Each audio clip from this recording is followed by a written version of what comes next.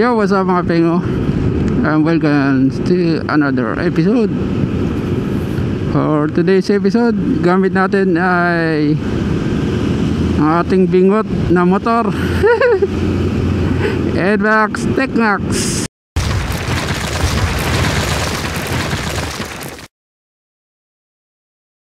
Pakita ko sa inyo kung bakit bingot. Bingot ang motor. May napapansin ba kayo sa side mirror ko? Nakatingala papuntang langit. Papuntang langit yung side mirror. Kaya tayo nasasabihin ng kamote. Pero maraming gumagawa nito dahil sa lane filtering natin.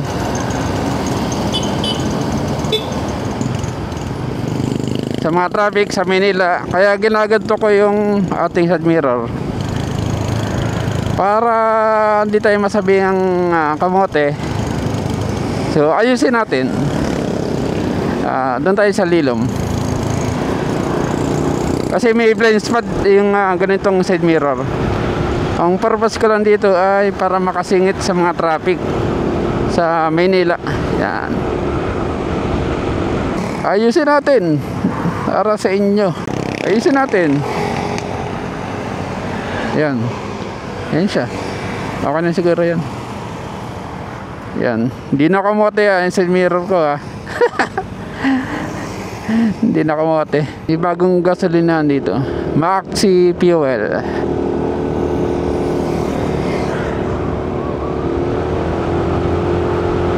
Ito yung tamang ayos ng side mirror. Kasi nga wala siyang blind spot. Okay na rin mga pengo. So iwas-iwas na lang sa mga singit na malala.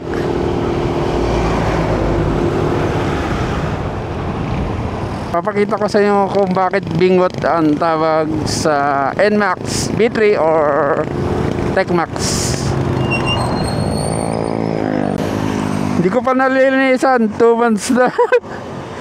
So ito yung bingot na tawag. Sa harap maganda siya sa harap. Yan, maganda siya sa harap. Pero pagdating sa gilid, bingot. Kung makikita na, ito yung headlight.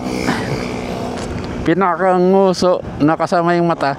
Tapos bigla siyang gaganon. Nawala yung baba. Kaya bingot. Mas bingot pa nga ito kaysa sa akin no?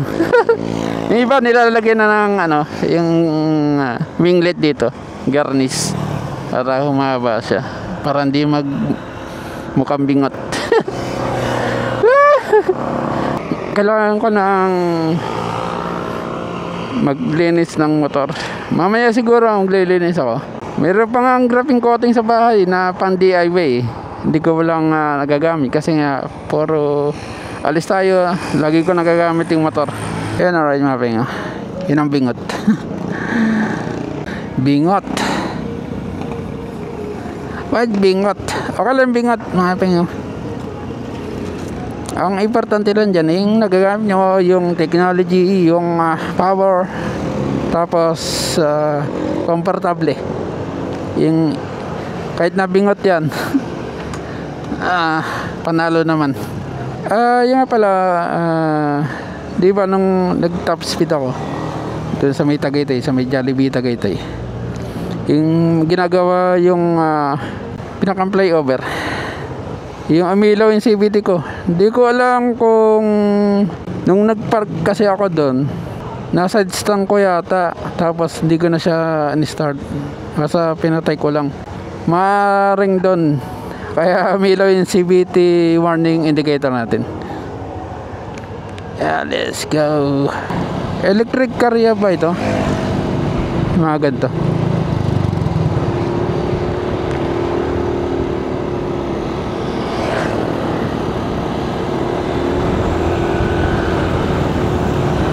Ang tahimik mukhang electric car nga ito, no? Electric vehicle.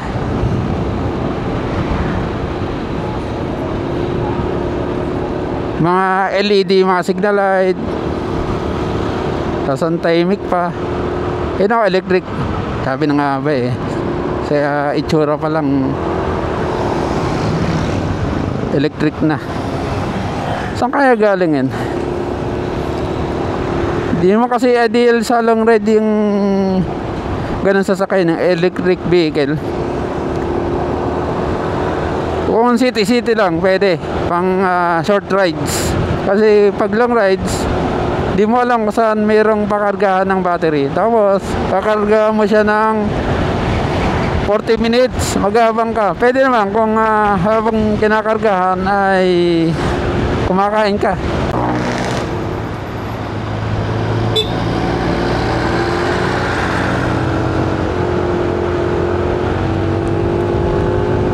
Ito medyo to.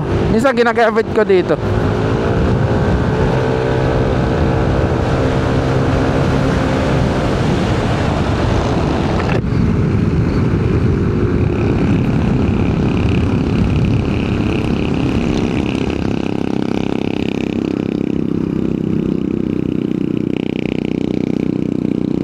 Yan.